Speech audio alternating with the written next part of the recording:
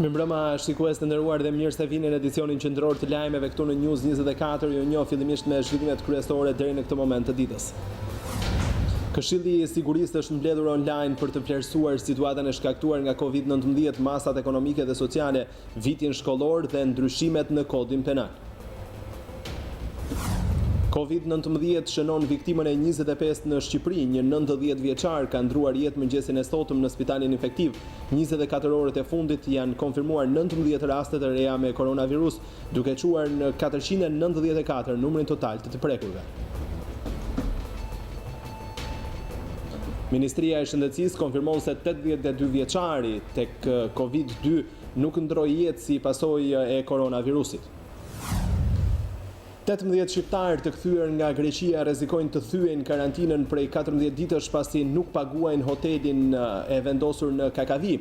Pronari thotë se nuk kanë paguar prej disa ditësh, ndaj nesër duhet të dalin nga dhomat. Kuvendi merr masa për deputetët dhe administratën kundër koronavirusit për seancën e nesërme plenare. Përmes një tenderi të shpejtë, kuvendi do të ketë gati dezinfektant dhe maska. Këto ditë izolimi është rritur mjaft konsumi produkteve ushqimore nga qytetarët. Sipas tyre, në këtë moment të vështirë që po kalon vendi, duhen konsumuar vetëm produkte shqiptare, të cilat janë cilësore, duke i dhënë një nxitje edhe ekonomisë në vend. Fondi Monetar Ndërkombëtar vlerëson se ekonomia shqiptare këtë vit do të pësojë një rënje me 5% për shkak të pandemisë së Covid-19. Kjo periudhë cilësohet si recesioni më i keq nga depresioni i madh i 90 viteve më parë. Koronavirusi ka prekur mbi 2 milion njerëz në të gjithë botën, të prekur dhe ka shkaktuar 127.594 viktima. Shtetet e Bashkuara mbeten me numrin më të lartë të prekurve, si ndjekur nga Spanja dhe Italia.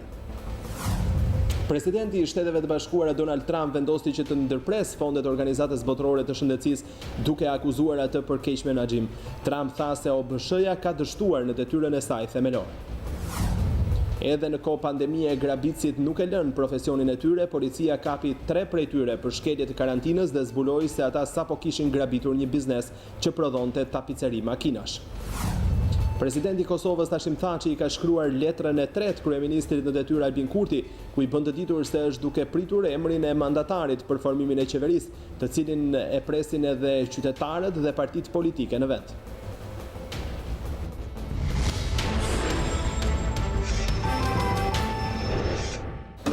E nisim me një lajm të fundit, siç jeni duke ndjekur edhe nëpërmjet fleshit ton informativ. Një punonjës policie i rolit bazë në burgun 313 në Tiranë ka rezultuar pozitiv ditën e djeshme me Covid-19. Më herët kishte rezultuar pozitive gruaja dhe djali.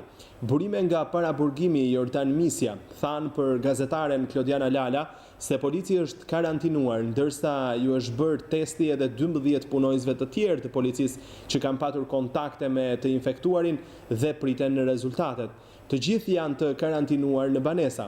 Polici me Covid-19 nuk ka hyrë në ambientet e burgut pasi merrej me librat e shërbimit. Në burgun e Reçit ka rezultuar që familja e një punonjësi policie të jetë pozitive, por vetë polici ka dalë negativ. Ai pritet të nënshtrohet një testi të dytë. Megjithatë, 5 policë të tjerë janë karantinuar, ndërsa testet i nxorën ata negativ.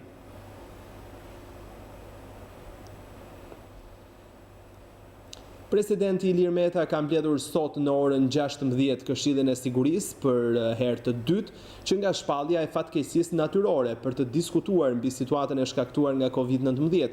Mbledhja, e cila zhvillohet online, ashtu si më 25 mars, do të bëjë një vlerësim të situatës në lidhje me pandemin.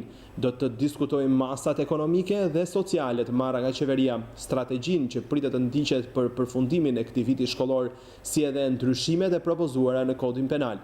Në mbledhje marrin pjesë krerët e institucioneve që ishin të pranishëm edhe herën e parë, Presidenti Ilir Meta, Kryeministri Edi Rama, Kreu i Kuvendit Gramoz Ruçi, Ministri i Brendshëm Sander Leshaj, Ministri i Drejtësisë Tilda Gjonaj, Ministri i Mbrojtjes Olta Xhaçka, Ministri i Shtetit për Rindërtimin Arben Ahmetaj, Ministri i Financave Anila Denaj, Ministri i Shëndetësisë Ogerta Manastiriu dhe Kryetari i Opozitës Lulzim Basha.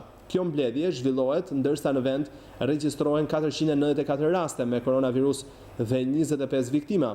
ndërkohë që opozita kërkon testime masive të popullatës për të mbyllur karantinimin dhe shpëtuar ekonominë.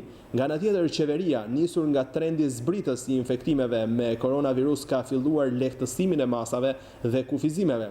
Ndërkohë, nesër, kuvendi pritet të miratojë masat shtrënguese për shkelësit e karantinës dhe të pabindurit, për të cilët parashikohet deri në heqje lirie. Covid-19 shënon viktimën e 25 në Shqipëri, një 90 vjeçar i cili vuante edhe nga sëmundje të tjera, ka ndruar jetë mëngjesin e sotëm në spitalin infektiv. Në 24 orët e fundit janë konfirmuar 19 raste të reja me koronavirus, duke çuar në 494 numrin total të prekurve në vend. Covid-19 shënoi viktimën e 25 në Shqipëri. Mëngjesin e kësaj të mërkurë ndërroi jetë në spital një 90 vjeçar i infektuar me koronavirus, i cili vuante edhe nga sëmundje të tjera. Prej 11 ditësh i moshuari ndodhej i intubuar në spitalin infektiv. Ka ndruar jetë një pacient 90 vjeçar, i cili përveç sëmundjes COVID-19 vuante edhe nga diabeti, nga astma bronkiale, nga hipertensioni arterial dhe prej 11 ditësh ndodhej i intubuar në shërbimin intensiv të spitalit infektiv. Pavarësisht përpjekjeve të jashtëzakonshme të stafit mjekësor të këtyre spitaleve, 25 persona në total në Shqipëri kanë humbur jetën si rezultat i sëmundjes COVID-19. Numri të prekurve me koronavirus në 24 orët e fundit ka shënuar sërish një rritje të ndjeshme në krahasim me një ditë më parë. 19 persona kanë rezultuar pozitiv nga 252 testa të kryera në Institutin e Shëndetit Publik, duke e çuar në 494 numrin total të prekurve në vendin tonë.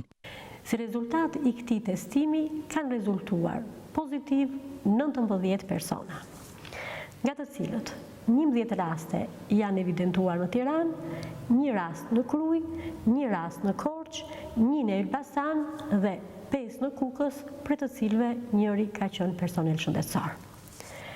Deri në këto momente, në Shqipëri, që nga dyshimi për fillimin e epidemisë, janë testuar gjithsej 4.558 persona të dyshuar për të smundje dhe në total kanë rezultuar pozitiv 494 raste. Në 24 orët e fundit, vetëm 3 persona janë shtuar listës së të shëruarve, duke e çuar në 251 numrin total të qytetarëve që e kanë fituar betejën me koronavirusin. Ministria e Shëndetësisë bën të ditur se situata në 2 spitalet Covid në Tiranë është e qëndrueshme. Në shërbimin infektiv, aktualisht gjenden 39 të shtruar, 5 prej të cilëve janë në shërbimin intensiv. Në spitalin Covid-2, në ato të Qendrorit, 9 pacientë janë të shtruar, 7 janë në terapi intensive, ndërsa 4 janë të intubuar në gjendje të rëndë. Në 2 spitalet Covid, aktualisht po marrin shërbim 48 pacientë. Pavarësisht rritjes me 19 raste të reja në 24 orët e fundit, vazhdojmë të kemi një numër të qëndrueshëm të rasteve që ka nevojë për kujdes spitalor. Ministria e Shëndetësisë përsërit apelin për qytetarët që të vijojnë të respektojnë distancën e nevojshme mes njëri tjetrit dhe ruajtjen e higjienës personale. Ministria e Shëndetësisë ka sqaruar shkakun e vdekjes së pacientit 82 vjeçar nga Shkodra në spitalin Shef Qendroqi. Sipas autoriteteve shëndetësore, i moshuari nuk është viktime COVID-19, por ka ndruar jetë si pasojë e tromboembolisë pulmonare. 82 vjeçari është sjellë në gjendje të rëndë në Tiranë nga Spitali i Shkodrës 2 ditë më parë dhe pavarësisht se kishte rezultuar pozitiv në testin e COVID-19, ai ishte asimptomatik. Ministria e Shëndetësisë thekson se do të mbajtë informuar publikun për çdo zhvillim sa i përket pandemisë së koronavirusit. 4 pjesëtarë të familjes së infermierit në Kukës dhe një tjetër infermiere kanë rezultuar pozitiv me COVID-19. Konfirmimi tyre u bë pas testit të kryer në ISHP dhe përfundimit të rezultateve. Pas rastit të infermierit që doli pozitiv, ISHP mori 58 tampon, nga të cilët 27 për personelin mjekësor dhe pjesa tjetër për familjarët dhe kontaktet e tyre, nga të cilët doli pozitiv 1 infermiere dhe 4 familjarë, duke çuar në 6 numrin total të prekurve në këtë qytet. Bëhet me dije se infermierët dhe familjarët janë në gjendje të mirë shëndetësore dhe të izoluar në banesat e tyre. Njësia vendore e shëndetësisë Kukës pohoi se janë listuar të gjitha kontaktet dhe rrethet e miqësisë familjare të infermierit dhe janë karantinuar. Ministria e Shëndetësisë Ogerta Manastirliu zhvilloi një takim me epidemiologët në Tiranë, duke vlerësuar maksimalisht punën e tyre në terren për gjurmimin e rasteve të dyshuara dhe identifikimin e tyre në kohë. Ministria theksoi se të dhënat që vijnë nga terreni tregojnë se situata është e qëndrueshme. Po bëhet një punë organizative nga të gjithë strukturat e njësive të kujdesit shëndetësor në të gjithë Shqipërinë. Unë sot jam me epidemiologët, ndihmës epidemiologët në njësinë vendore të kujdesit shëndetësor Tiranë. Kemi 9 grupe të cilat janë organizuar nga strukturat tona vendore të kujdesit shëndetësor, të cilët janë duke punuar 24 orë në 7 ditë javës pikërisht për të evidentuar, për të gjurmuar, për të identifikuar dhe për të bërë gjithë hetimin epidemiologjik, që është një punë me të vërtet shumë e madhe dhe kërkon një angazhim shumë të madh nga të gjithë strukturat tona, sidomos të strukturat të epidemiologjisë të cilët janë në terren, duke testuar, duke marrë mostrat, duke bërë gjithë plotësimin e skedave që është po ashtu aq i rëndësishëm për të dhënë gjithë informacionin Institutit të Shëndetit Publike, më pas për të marrë ato të dhëna të cilat janë të rëndësishme për të kuptuar situatën në terren, e më pas duke patur këto dhëna ne jemi shumë më të qetë për të marrë të gjitha vendimet të duhura për sa i përket vijimit të masave shtrënguese. Nuk kemi njohur ndoshta as natë as ditë, gjithmonë në terren kemi qenë. Problemi kryesor ka qenë të kapim thelbin, kush është vatra infektive dhe pastaj të rrotullohemi rreth të vërtetimi gjithë kontaktet rreth e përçak. Në rastet kur kemi të konfirmuar, fillohet bëhet hetimi i gjithë personave të afër, të rangut parë dhe rangut dytë. Bëhet distancimi social, duke thënë karantinimi 14 ditor në momentin që kemi një pozitiv ditën e parë, dhe pastaj ndiqen me shumë rigorozitet, duke bërë bashkëpunimi me mjekun e familjes, ku bëhet raportimi i rastit pozitiv dhe ai e ndjek çdo ditë brenda 14 ditësh dhe bëhet raportim edhe tek ne për ecurinë e gjendjes shëndetësore të personit që është pozitiv. Dua edhe një herë t'ju falenderoj, t'ju them që vlerësoj maksimalisht punën tuaj dhe jemi të bindur që bashkë do bëjmë më të mirën dhe bashkë do t'ja dalim. Partia Demokratike ndërkohë vazhdon të insistoj se duhet që të bëhet një testim masiv dhe akuzon Ministrinë e Shëndetësisë se nuk ka kryer asnjë testim të mostrave të marra në Shkodër një ditë më parë, duke mbajtur numrin e të infektuarve në nivelin e 71 personave atje. Për demokratin Bart Spahia, qeveria po e shndron sfidën me COVID-19 në një betejë të sëmurë personale për manipulim shifrash. Janë marrë 54 mostra testimi në Shkodër dhe ka dyshime të forta se nuk është analizuar asnjëra.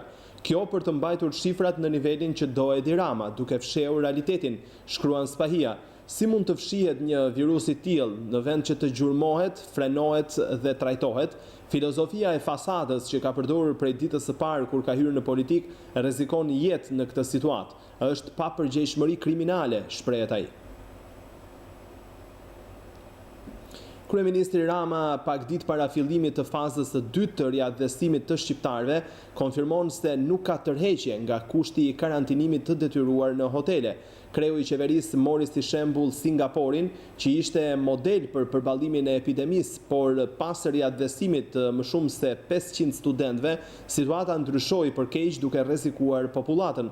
Ndaj Rama tha se kjo rrugë është e vetmja dhe s'ka tjetër për të mbrojtur popullin dhe vendin ton nga një valë e re infektimi, që përpara se sa të shajnë e të mallkojnë, a thua se kjo është punë qefi apo dëshire e qeverisë për t'ua vështirësuar riaddhesimin, të paktën të bëjnë durim derisa ta shohin paketën e riaddhesimit.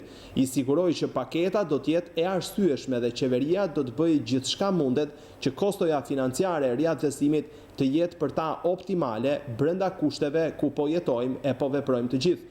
Ai apeloi kritikët që të përfundojnë me hesapet në hava e me mallkime, sepse kjo është koha që provon se sa di secili të jetë një shqiptar i mirë që sheh përtej hundës së vet dhe që nuk e kthen në argument mllefin apo mos informimin për atë që flet. Të shtunën nisin fluturimet e Air Albania nga Roma për të risjellë shqiptarët në atë.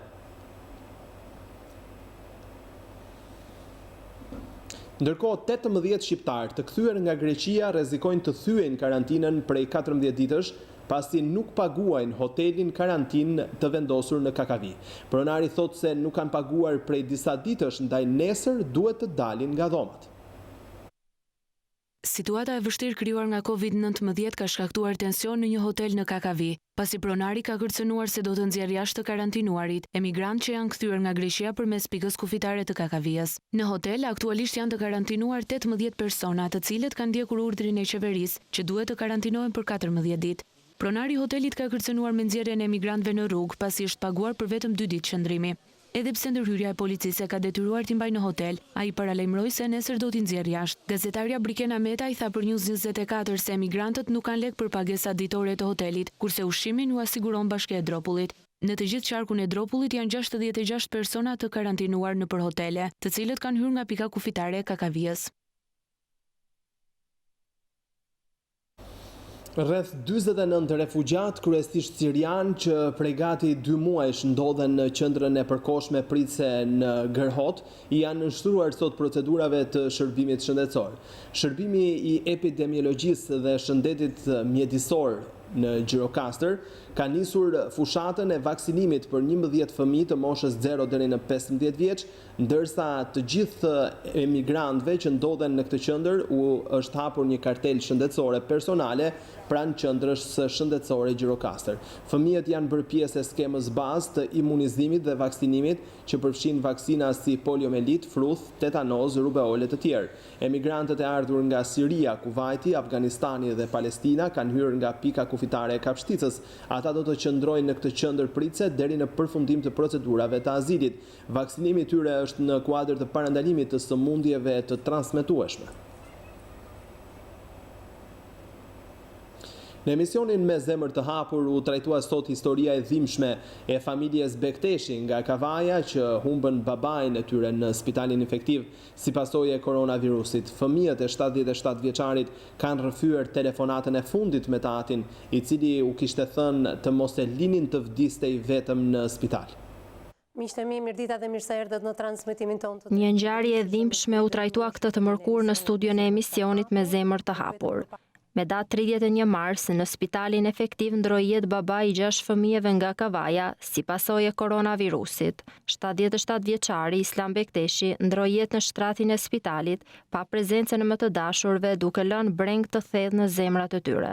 Në një rrëfim të pazakont përballë autores Evisa Ahmeti, 42 vjeçari Fatbard Bekteshi tregoi momente rrënqethëse me babain, i cili edhe në gramën e shpirtit ka kërkuar të birin që ta marrë dhe të kujdeset për ta.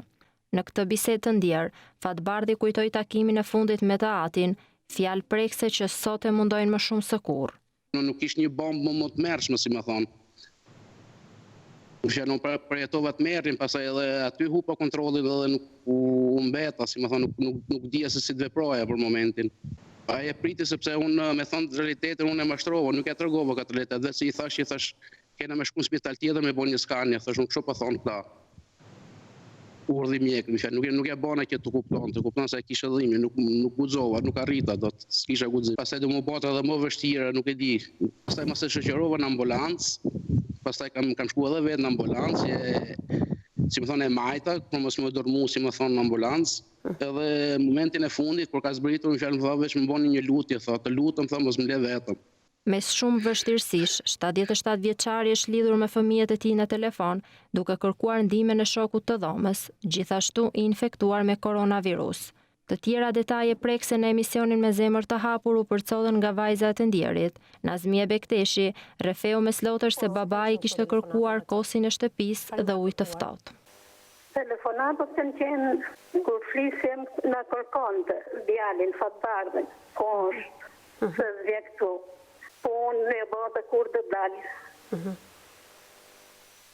se vinit meni, ju do vinit meni, unë do vdes këtu. Nuk në lojnë, thosh, nuk në lejojnë.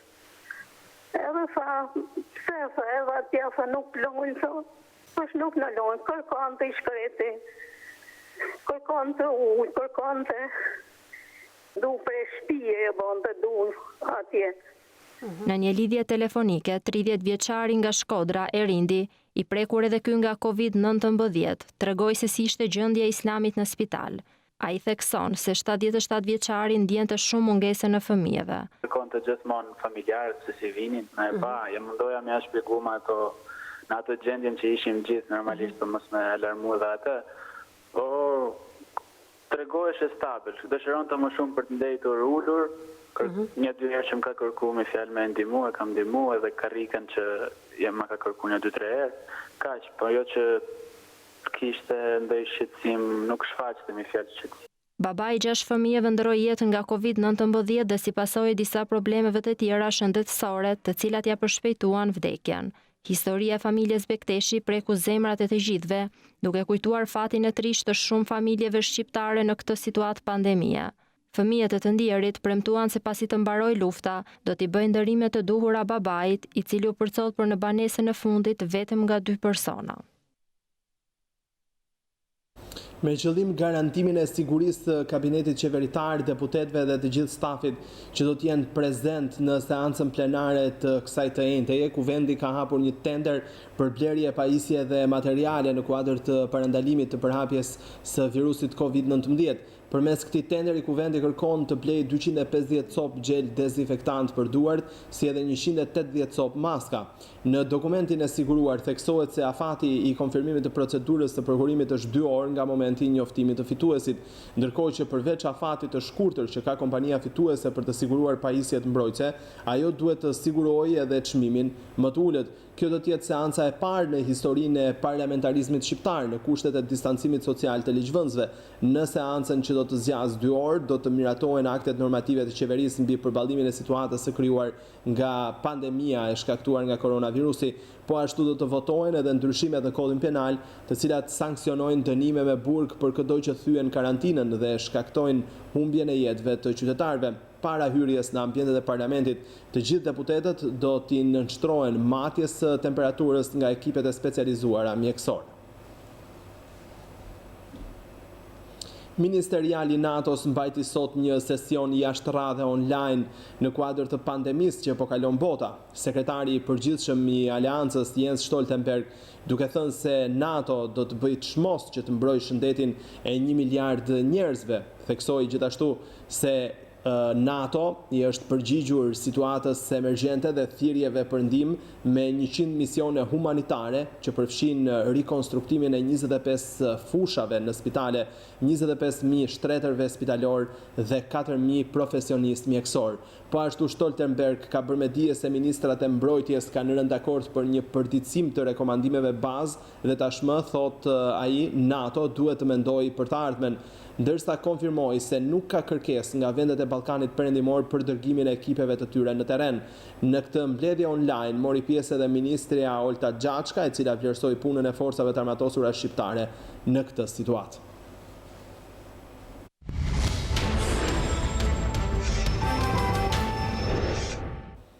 Për shkak të pandemisë dhe mbylljes së kufive në këtë periudhë është rritur konsumi produkteve ushqimore nga qytetarët. Sipas konsumatorëve, në këtë moment të vështirë që po kalon vendi, duhen konsumuar vetëm produkte shqiptare, të cilat janë cilësore, duke i dhënë kështu një nxitje edhe ekonomisë në vend.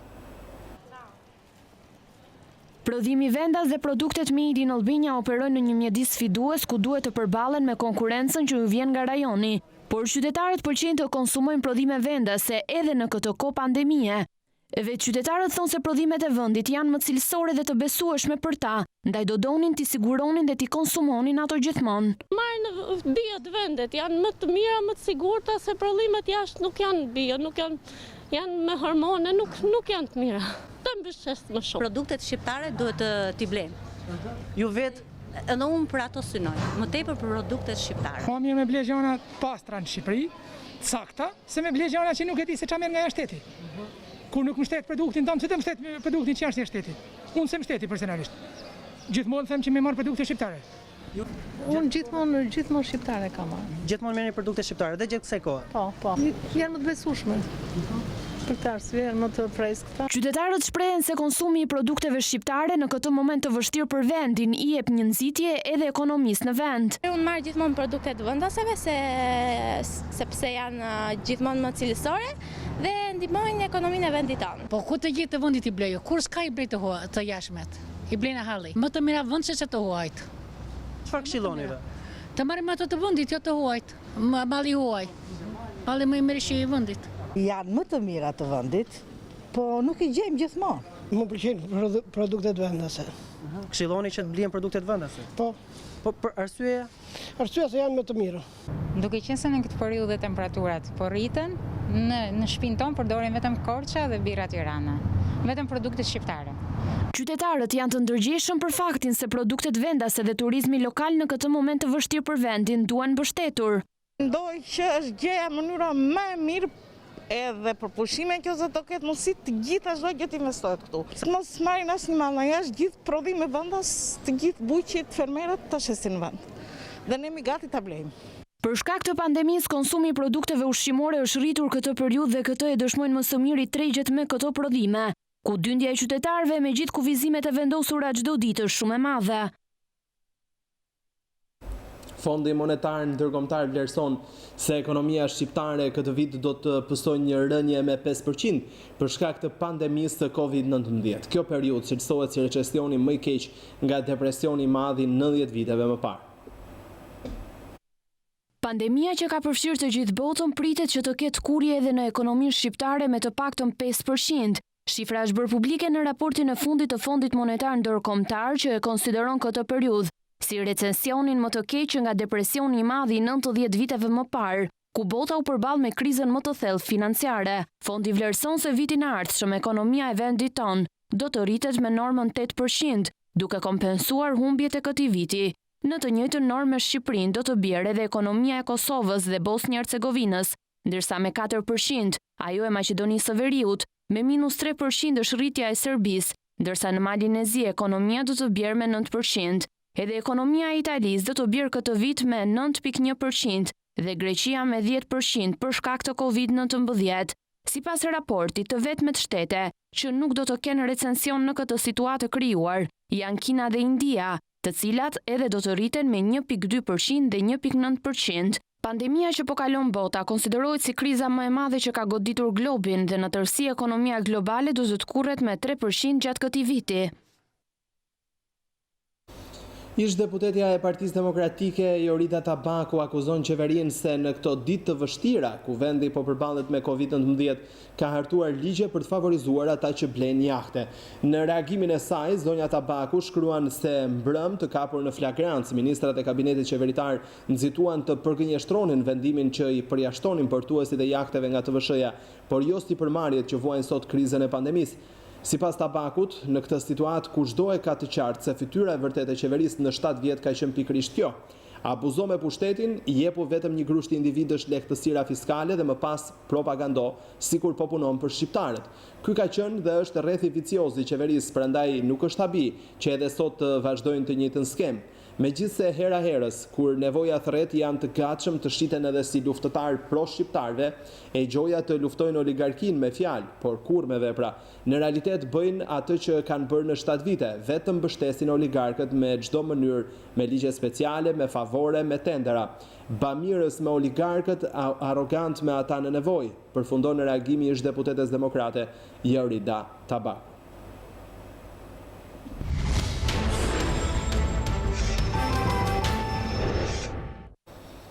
Drejtuesit e besimeve fetare të Shkodrës janë drejtuar me një mesazh qytetarëve shkodran duke i bërë rrethirje të respektojnë masat me qëllim përballimin e situatës së vështirë shkaktuar nga koronavirusi.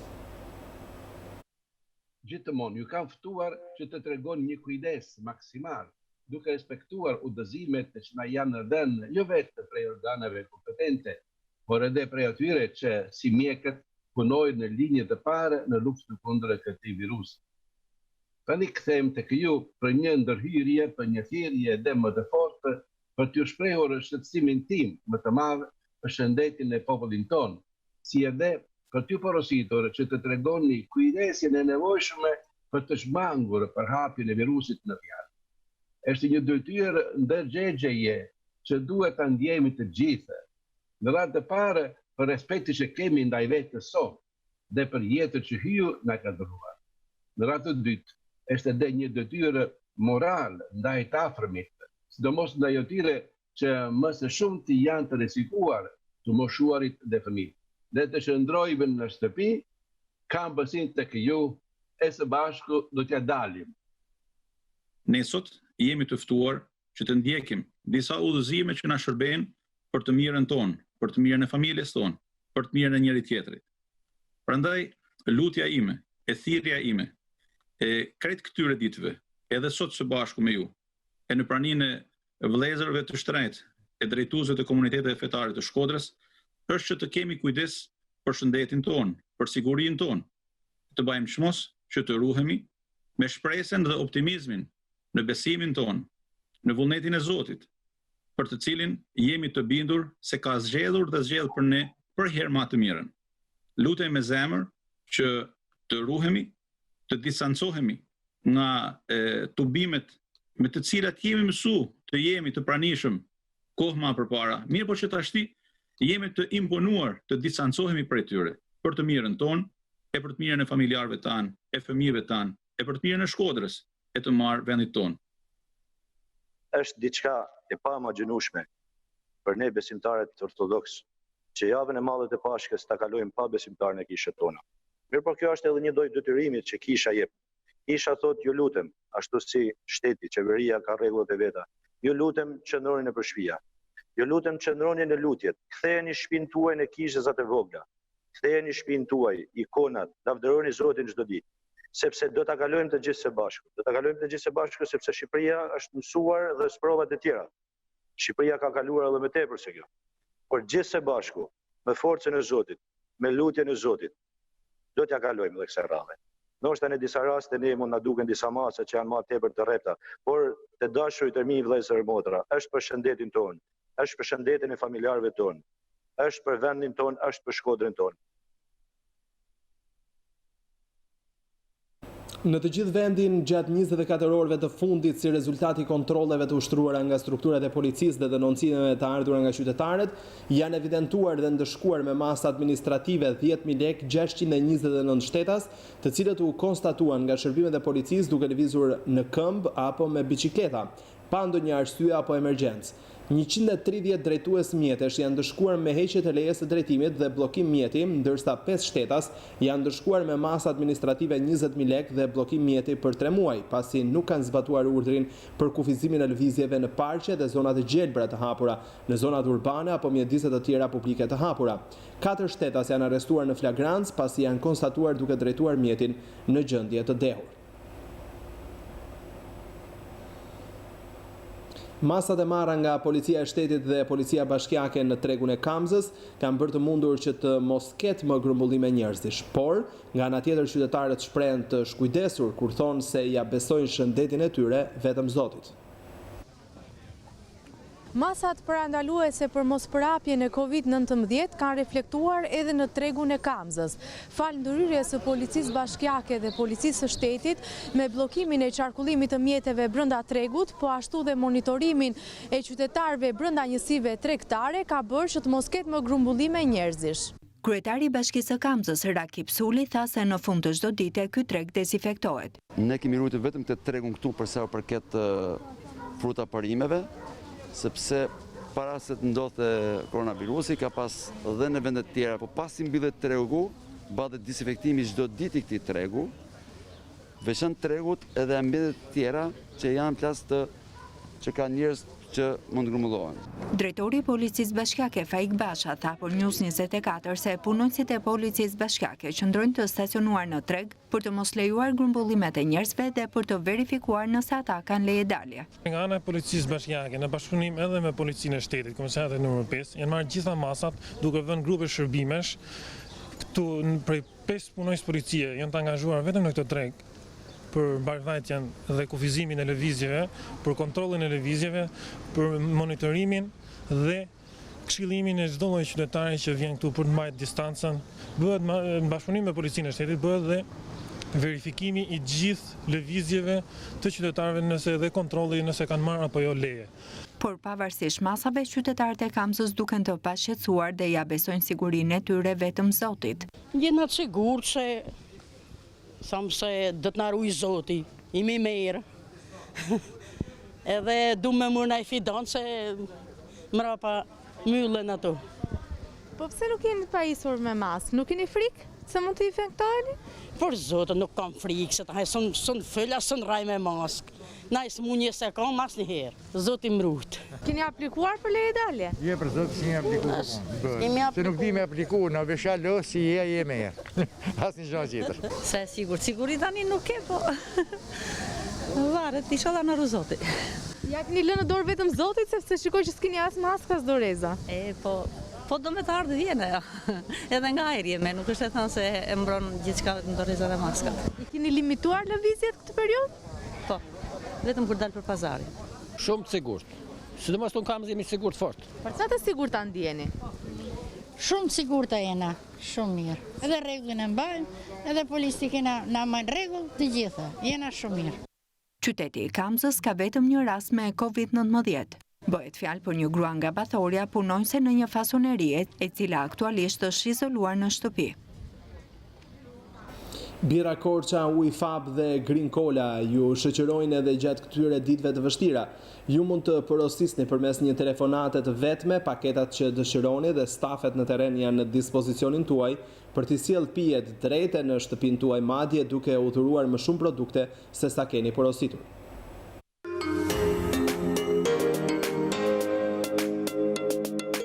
Përshtatur situatës së krijuar nga COVID-19, ku të gjithë kemi kufizuar lëvizjet dhe qëndrojmë në shtëpi.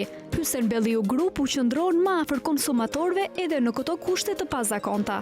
Bira Korça, ujë fab dhe Green Cola dëshirojnë që qytetarët të qëndrojnë aktiv edhe brenda banesave, por në tryezat e tyre nuk duhet të mungojnë këto pije. Kështu izolimi social do të kthehet në komoditet dhe do të kalohet më gëzueshëm në familje.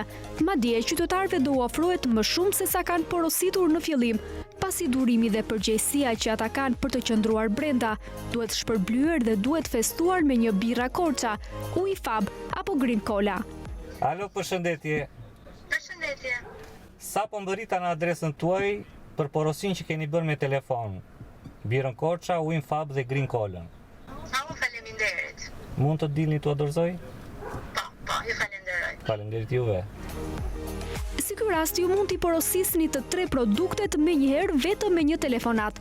Dërgesa nga Bira Korça, ujë fab apo Green Cola është falas. Ju nuk keni nevojë të dilni nga shtëpia, ndërsa pagesa bëhet kesh në momentin e dorëzimit të produkteve në fjalë. Porosia ju vjen një ditë më pas. Stafi i Bira Korça është në dispozicion të konsumatorëve për të sjellë në çdo shtëpi 3 produktet tona: Birën Korça, ujin fab dhe Green Cola. Tani bëjmë dorëzime në shtëpi me një porosi të vetme në telefon. Madje dhurojmë edhe më shumë. Edhe në karantinë jemi më të mirë. E veçanta e Birës Korça është se vjen me paketa speciale, që do të thotë nëse porosi disa koli si dhurat përfiton disa shishe të tjera bire apo kanaçe. Ndërsa sa i takon ujit fab dhe Green Cola, porosia fillon me nga një koli. Për t'u informuar më shumë mbi paketat që ofron Bira Korça, mund të klikoni edhe në rrjetet sociale ose në numrin e kontaktit për të përzgjedhur paketën që ju dëshironi. Bira Korça, ujë fab dhe Green Cola dorëzohen tek pragu i derës në çdo shtëpi në të gjithë Shqipërinë. Menaxherët e Hysen Belliu Group dhe stafet e shumta të shpërndara në terren janë në dispozicion për t'u sjellë Birën Korça, ujin fab dhe Green Cola direkte në shtëpitë tuaja. Stafi i Birës Korça, ujit fab dhe Green Colës është i gjithë i mirë pajisur me të gjitha mjetet mbrojtëse si dhe respekton distancën sociale. Qëllimi i birës është i bëj njerëzit bashk. Bira Korça ju shoqëron edhe më shumë tani në karantinë. Ju nuk jeni vetëm. Mjafton të zgjidhni ofertën tuaj të preferuar për ta bërë gëzuar.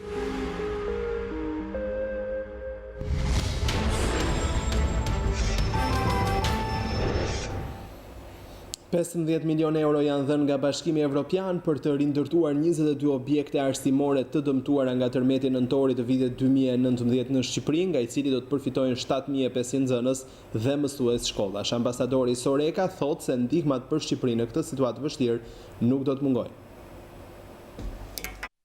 Bashkimi Evropian ka vendosur të jap 15 milion euro për të rindërtuar 22 objekte arsimore të dëmtuar nga tërmeti 26 nëntorit. Nga rindërtimi i tyre do të përfitojnë 7.500 nxënës. Ambasadori i BE-s Luigi Soreka u shpreh se asistenca ofruar nga BE pas tërmetit do të vazhdojë të jetë akoma e madhe.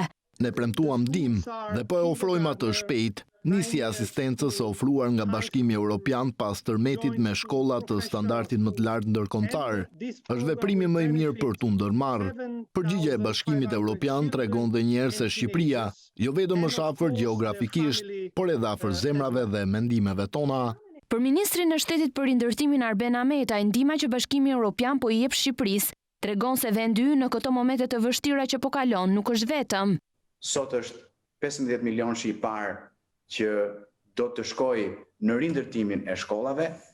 Dje Bashkimi Evropian nëpërmjet parlamentit dhe strukturave ka aprovuar buxhetin për 100 milion eurosh po për rindërtimin për Shqipërinë dhe me ato 100 milion euro së bashku me Bashkimin Evropian do të rindërtojmë një pjesë shumë të mirë të shkollave, pra të ngelura për të përfshirë në programin e rindërtimit. Përveç rindërtimit të shkollave, Bashkimi Evropian thotë se do të përqendrohet edhe tek restaurimi i monumenteve të trashëgimisë kulturore në Shqipëri.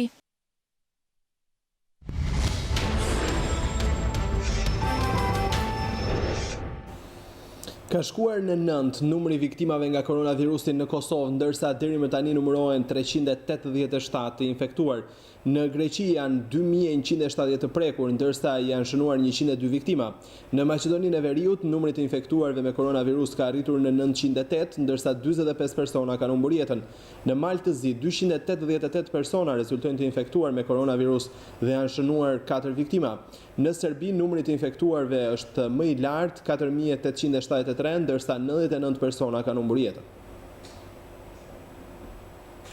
Shifra e të prekurve nga koronavirusi në të gjithë botën ka kaluar mbi 2 milion banor, ndërsa 126.757 persona kanë ndruar jetë, ndërkohë që mbi 484.000 të tjerë janë shëruar. Italia numëron 21.645 viktima gjatë 24 orëve të fundit.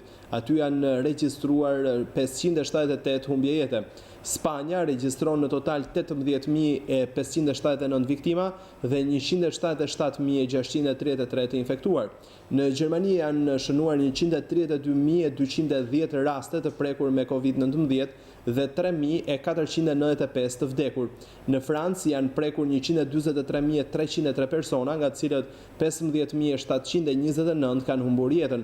Ndërkohë, në Britaninë e Madhe janë prekur 98.476 persona dhe kanë vdekur 12.868. Në Austri janë shënuar 384 viktima dhe 14.234 raste. Në Shtetet Bashkuara, që mban edhe vendin e parë për numrin e të prekurve në botë, janë infektuar 614.246 vet, ndërsa 26.164 persona kanë humbur jetën. Në Rusi janë 21.102 të prekur dhe 170 viktima si pasojë e COVID-19. Në Kinë raportohen 46 raste të reja dhe 1 viktim në 24 orët e fundit.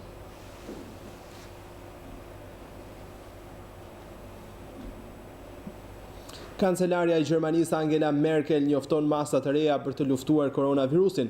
Kancelaria Merkel urdhëron të gjithë qytetarët të mbajnë një distancë prej 1.5 metrash largësi, duke paralajmëruar se kush nuk e zbaton këtë masë do të gjobitet nga 250 euro deri në 20.000 euro. Gjithashtu, pasi ka falenderuar 17 landet për një politikë unike, si edhe qytetarët për zbatimin e rregullave, Merkel e ka quajtur një sukses të brisht atë që është arritur deri tani në Gjermani, e cila vion të shënojë një numër të vogël viktimash, duke shtuar se nuk duhet të harrojmë se virusi është ende në ajër dhe ende s'ka vaksinë. Mes të tjerash, kancelaria Merkel njofton edhe lehtësimin e jetës në Gjermani, ku do të nis pak nga pak hapja e bizneseve si edhe shkollave pas 4 majit.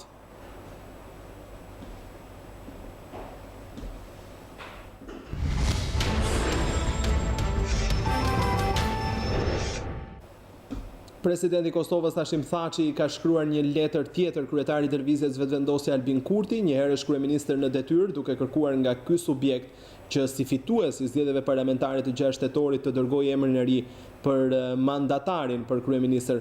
Kjo është letra e tretë që presidenti Thaçi ja dërgon vetëvendosjes që nga votimi në Kuvendin e Kosovës muajin e kaluar për mocionin e mosbesimit ndaj qeverisë së drejtuar nga Kurti. Përmes letrës, Thaçi kërkon Kurtit që brenda një periudhe të arsyeshme kohore të propozojë kandidatin për kryeministër për të formuar qeverinë e re. Që nga votimi i mocionit të mosbesimit ndaj qeverisë më 25 mars, vetëvendosja nuk i është përgjigjur ftesës së presidentit Thaçi për të dhënë një emër të ri për mandatar për të formuar qeverinë. Përfunduam këtu shikues të nderuar, por për t'u informuar në çdo moment të ditës, ju mund të klikoni në faqen e internetit balkanweb.com duke shfletuar aty online edhe informacionet më të fundit të gazetës shqiptare ose duke na ndjekur në kohë reale nëpërmjet live streamit. Faleminderit që na ndoqët shikim të këndshëm në vazhdim.